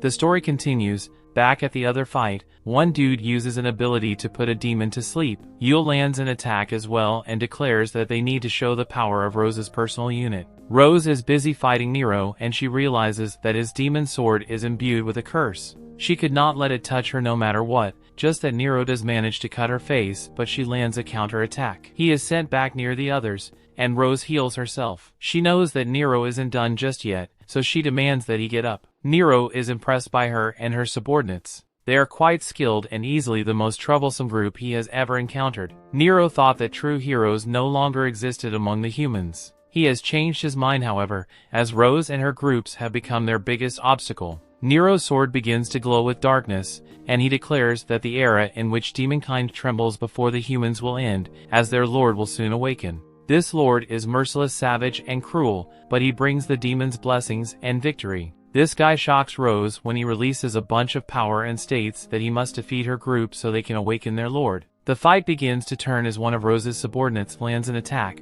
but she realizes that the demon isn't affected. The demon proclaims that they are simply weapons of the demon lord, and if they lose their life, they will just take them down with them. Rose can tell that she is in trouble, so she rushes to her companion, but she is stopped by Nero. The demon stays true to his word and takes the girl's life, horrifying everyone. Another member of Rose's group gets eliminated, and it becomes clear that these demons no longer care about their own lives. Yule tries to calm everyone down, but it's no use as another one of their comrades falls. Nero takes credit for this turn in the fight, as he points out that he urged his men to sacrifice themselves. Rose attacks them with rage, but Nero points out that she has lost her composure and he cuts her eye. She tries to heal it, but Nero reveals that his sword cuts away mana. Her wound is cursed and she won't be able to heal it. Her troops are begging for some healing as they are being destroyed in the fight. Rose tries to end her fight with Nero, but it's no use. She can only see out of one eye, so it's affecting her sense of distance. Nero moves in for an attack and she realizes that it's all over.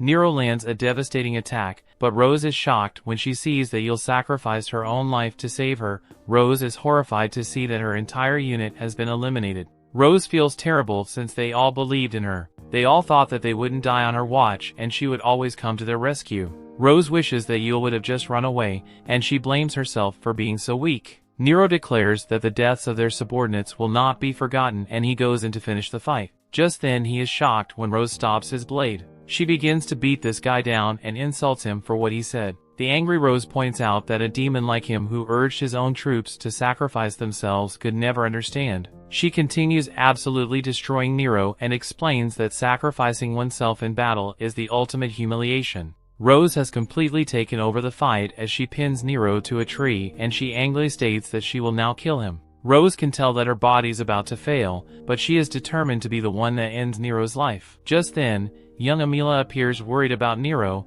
and Rose can't understand this at all. Nero is a demon that sacrifices his own subordinates, so she can't believe that there is one that wants to save him. Rose tries to stop her from rescuing him, but this girl reminds her of Yul. They leave and the real Yul calls out to her. The greatly injured Rose makes her way to her trusty subordinate and she tells her to stop talking so she can heal her. Yul explains that healing her will be impossible since she was cut too deep. Rose finds this to be true as her healing fails, but she is determined to keep trying. Yul tells her that it's hopeless, but she states that she has no regrets. She was happy to fight by Rose's side, and she knows that the others felt the same. Rose can't believe what she is hearing and refuses to let her die. Yul uses her last word stats that Rose never change and she dies. A look around the battlefield reveals the massacre that just took place, and Rose screams in agony. Later, Rose reports to the king that the demon lord will soon be resurrected. Rose states that she no longer has the right to call herself a knight. Because of this,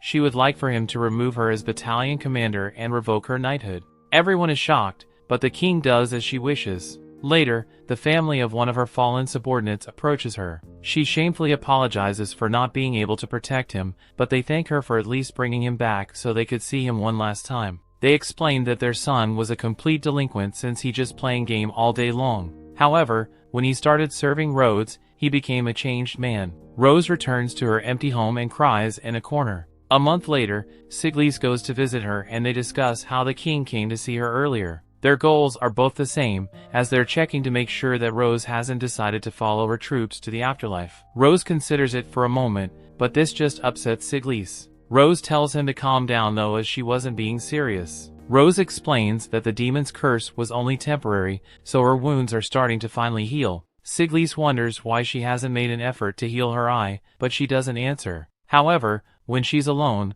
Rose thinks about how this scar is proof of her sin and letting her subordinates die. It's a punishment, so she never forgets what happened. Rose has decided to cherish her own life, since she'll sacrifice herself for it. The question now is what she will do with it. She considers getting revenge and defeating as many demons as she can, but that's not the answer. Rose manages to calm herself down, and she begins to have memories of everyone. She just now realizes how weak she really is and wonders what her subordinates would think of her if they saw her now. She imagines Yul next to her and Yul point out that they would probably laugh at her. Yul repeat the words that Rose told her by the fire and reminds her that things change. She must accept that so she can move forward. However, the fact that Rose let them will never change. They both say that they shouldn't overthink everything, and Yul glad to see that she remembered. Yul remind her of her last words, and those were that Rose should never change. The others appear to agree with Yul, and they remind her that Rose would punch him right in the face if she saw them acting the way she is. Rose realizes now how foolish she has been for just focusing on their deaths. Her subordinates were not like this,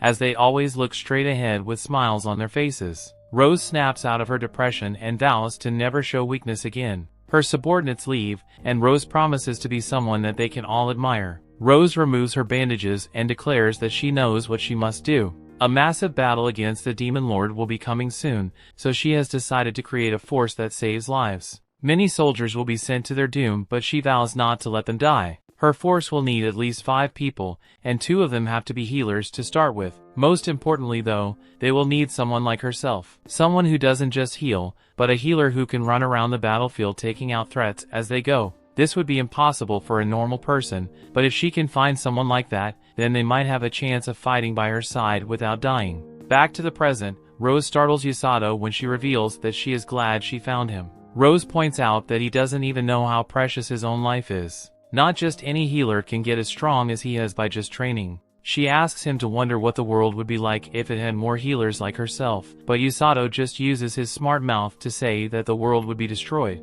Rose explains that she came up with the technique to train herself beyond her limits by using healing magic. It's incredibly difficult, and Usato and herself are the only two people that can do it. Usato has all their traits she has ever wanted in a healer, and she is sure that he won't die. Usato takes in all the compliments, but Rose takes one look at his cheesy grin and is disgusted by it. Elsewhere, Amila is told that the bridge has been completed. The Demon Knight is glad to hear that, and Amila reminds him that he can go as wild as he wants when the battle starts. This guy is confident as he warns that the battle might end in an instant, since they are just up against humans. Amila reminds him not to underestimate them, as they have the ones known as kidnappers. These kidnappers steal the wounded, but the knight isn't worried about them. He just thinks they run away all the time, but Amila points out that they are actually monsters. The knight is glad to hear that they might be able to make things interesting. He doesn't care what they are as long as they make him feel alive.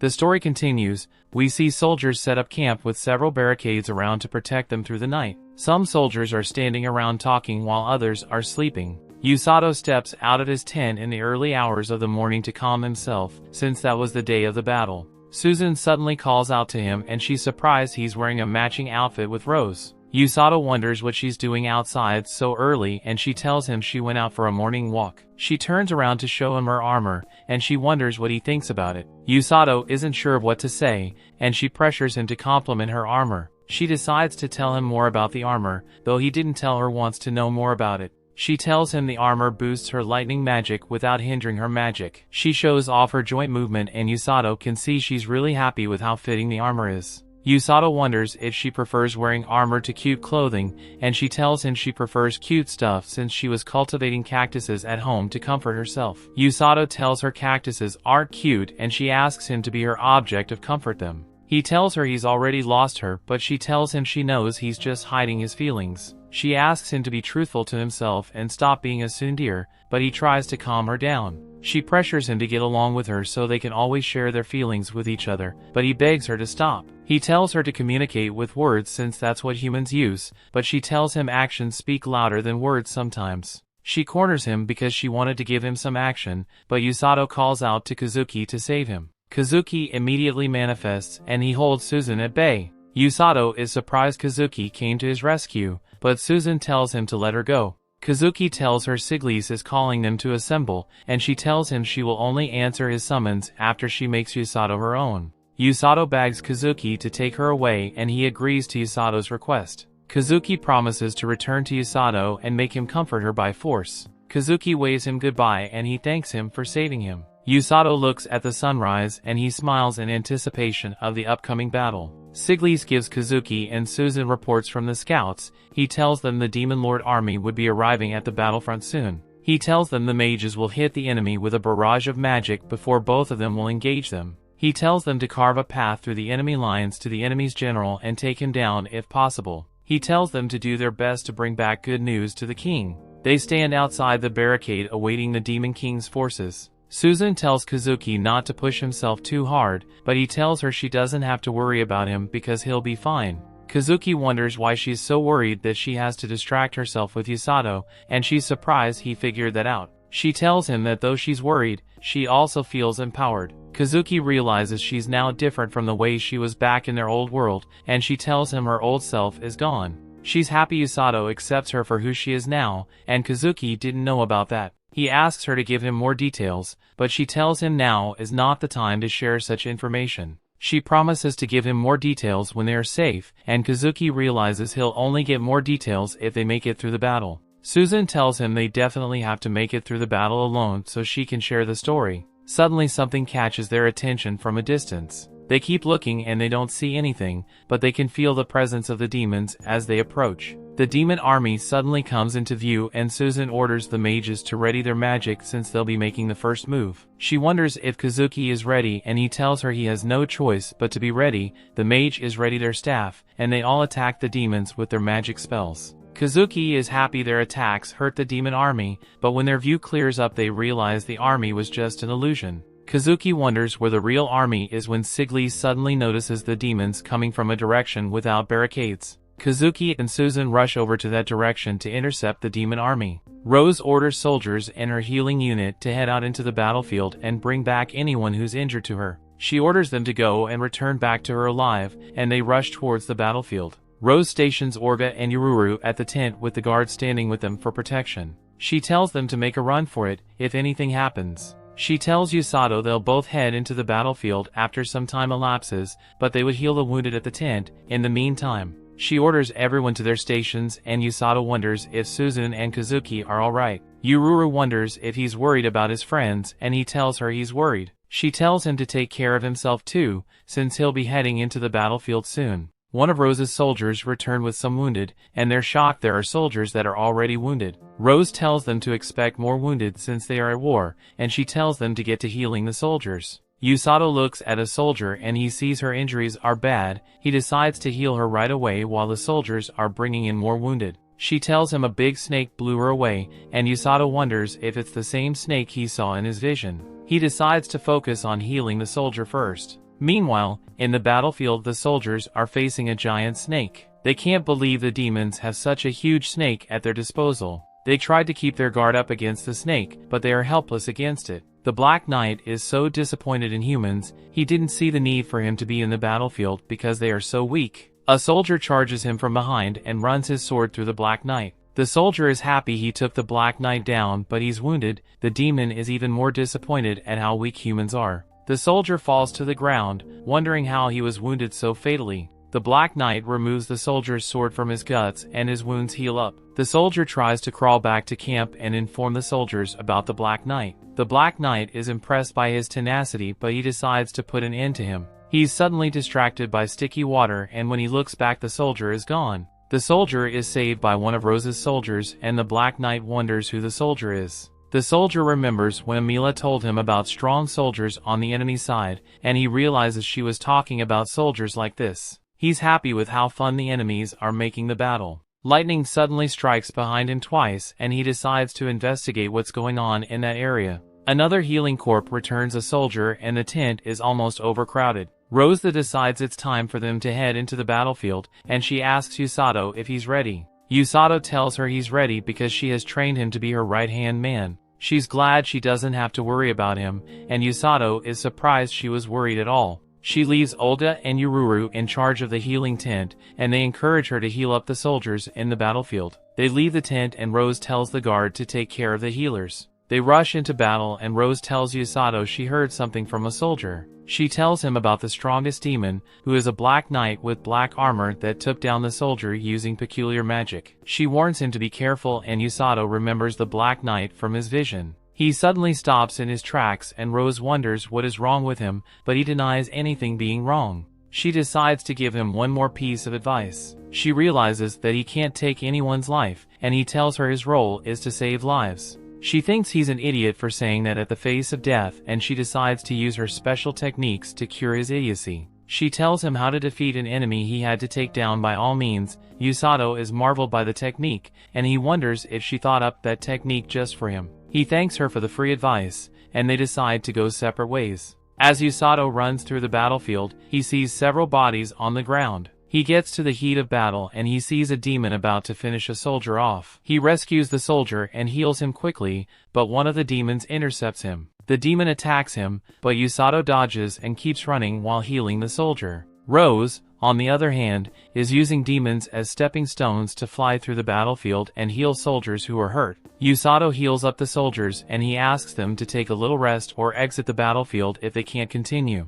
Susan clears out most of the front lines, and she orders the commander to withdraw the injured soldiers from battle while she charges ahead. Kazuki joins up with her and they decide to keep clearing the path to the general. Kazuki tells her about the giant snake and they decide to take it down after completing their objective. Susan tells the soldiers to follow her, but the Black Knight suddenly marches up to her with some demons. Everyone is surprised by the Dark Knight's appearance. Susan realizes the knight is stronger than any demon they faced so far, so she tells her soldiers to stay back. Her soldiers pay her no mind and they charge toward the knight. She begs them to fall back, but they attack the knight with their spears. They think they've heard the knight, and Kazuki wonders why the knight isn't resisting in. Susan realizes the knight doesn't feel pain, and the knight attacks the soldiers. Susan begs them to fall back again, but they're suddenly wounded. Kazuki is about to attack the knight to get revenge from the soldiers, but Susan hits him, which makes his attack graze the knight's shoulder. Kazuki wonders why she stopped him, and she tells him he shouldn't land a direct hit on the knight.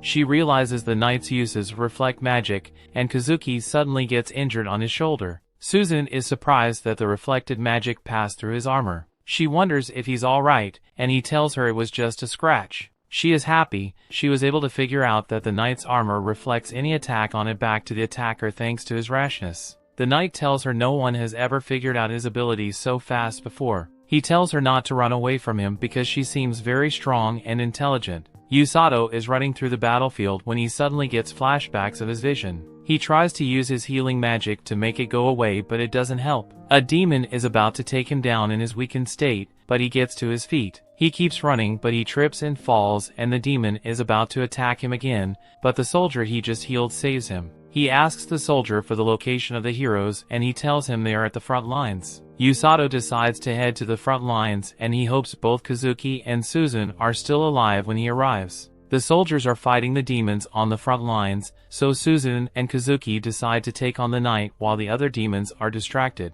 Kazuki wonders what they can do against the knight since he reflects their attacks, but Susan tells him her plan. He thinks it would be too dangerous, but she tells him they'll have Usato heal them if anything goes awry. The knight sees they're ready to battle him and he engages them. They rush towards him while dodging his attack, and Susan casts her magic, which hits the ground and obstructs the knight's vision. They run into the dust and attack the knight, but he reflects their attacks. Susan was hoping the knight can't reflect attacks he can't see, but she was wrong. She suddenly notices the attack on the knight's back wasn't reflected, so she decides to give her strategy another try. The knight uses tentacles from its armor to attack them, but they dodge its attacks. Susan uses her lightning skill to increase her speed, and she moves behind the knight. Kazuki realizes her plan, and he decides to blind the knight. The knight is getting bored of their strategy, but Susan suddenly attacks him from behind and the knight is hurt. Susan realizes the knight can't reflect an attack he doesn't perceive. She tells Kazuki to attack the knight since he can't reflect the attack, but as soon as Kazuki attacks the knight, he triggers his reflect skill. Susan is surprised the knight was able to fool them into attacking him. The knight injured Kazuki while his reflect skill injured Susan. He tells Susan he fooled her into believing that he can't reflect attacks and he can't perceive by intentionally not reflecting the attack in his back. He tells her no one has ever injured him and no one will ever injure him. Usato keeps running to the front lines, but he's too late. Susan falls to her knees disappointed that she failed Usato.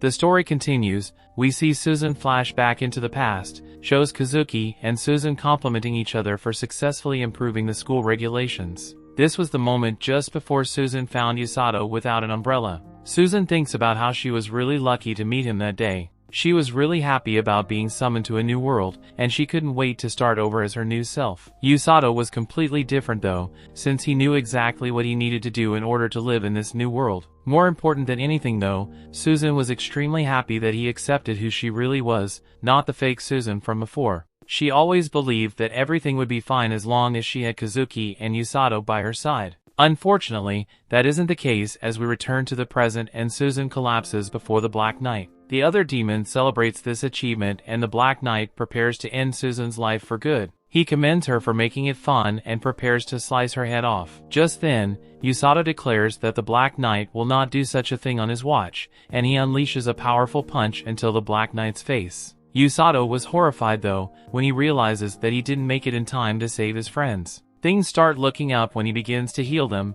but the Black Knight is furious. She demands to know who attacked her, and Susan notices that the Black Knight is actually a girl. She attacks our heroes, but Usato runs off with his friends. He just manages to avoid an attack from a demon, and Susan follows up with an attack of her own. Susan is all healed up now, and Kazuki should be fully healed soon. Susan has something urgent to tell Usato, but they're interrupted by the Black Knight. Before the Black Knight can get to them, Susan manages to tell Usato everything she knows about the Black Knight's armor. It's most likely made of mana, and it can reflect any attack back in the attacker. Usato's attack somehow managed to work against it though, so Susan wonders what kind of attack it was. They are interrupted again by the Black Knight, who wants revenge, and Usato just thinks about how he really doesn't want to fight. He wants to heal the other soldiers though, so he doesn't really have a choice. Suzune becomes worried as he prepares to fight, but Usato just tells her to watch over Kazuki. Usato covers himself in healing magic and quickly learns that the Black Knight's armor can morph. He decides to attack anyway,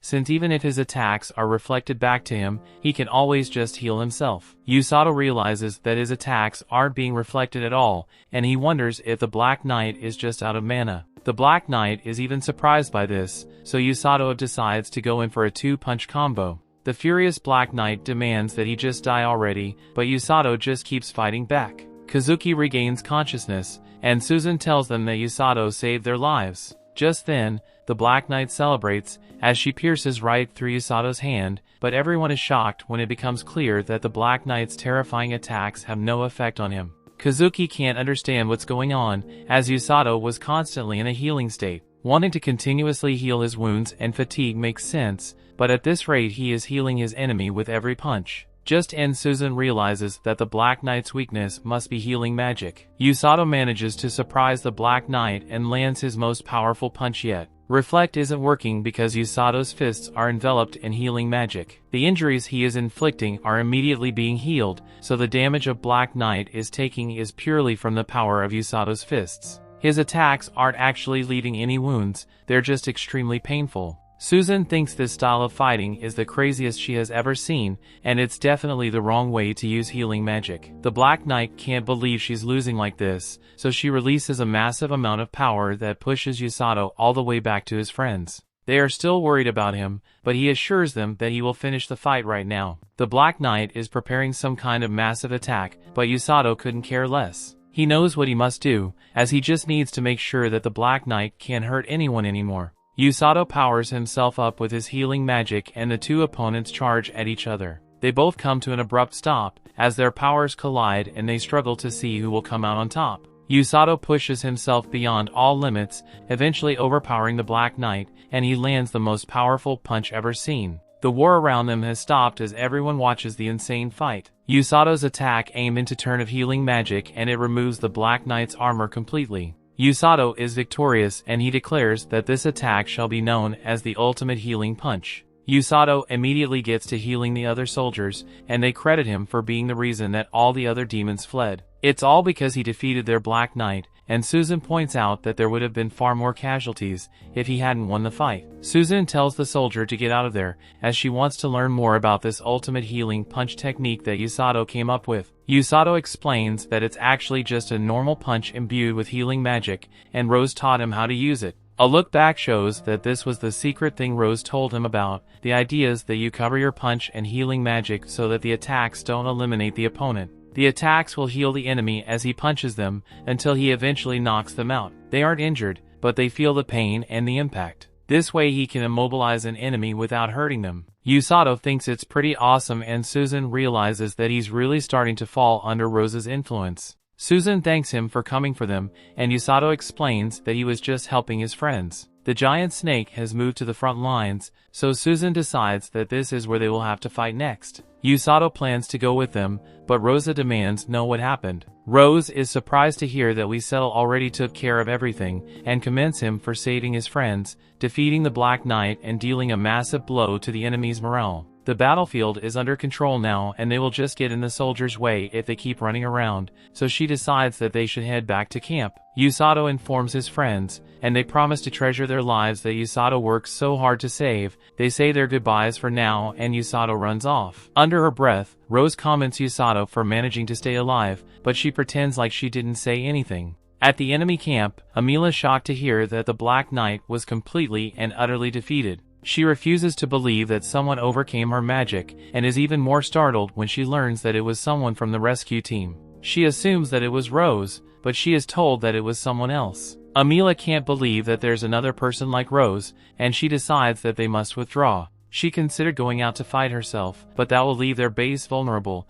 and the enemy still has Siglis on their side. Hiruluk prepares to go get their giant snake, but he is stunned when he sees that the heroes have beaten to it. They refuse to let Usato down, and they prepare to eliminate it. Back at campus, Usato hard at work healing soldiers, but he must tell one of the meatheads that he isn't messing around. Everyone is busy healing, and they're all then amazed when they see the massive attack by the heroes. Usato's friends are exhausted, but they manage to defeat the giant snake and everyone celebrates. Rose informs Usato that the enemy is retreating, and he wonders if they're going to chase after them. She calls him an idiot since the demons outnumber them by a lot. Their focus now is to keep casualties down while they prepare for the next attack. Rose declares that they won this battle because Usato managed to save the heroes. Usato was humble as always, since he is sure that Rose would have come if he didn't, but this is not the case. Rose reveals that the heroes would have died, and he most definitely saved them. They might even lost the entire battle, so Rose finally compliments him on a job well done as a member of the rescue squad.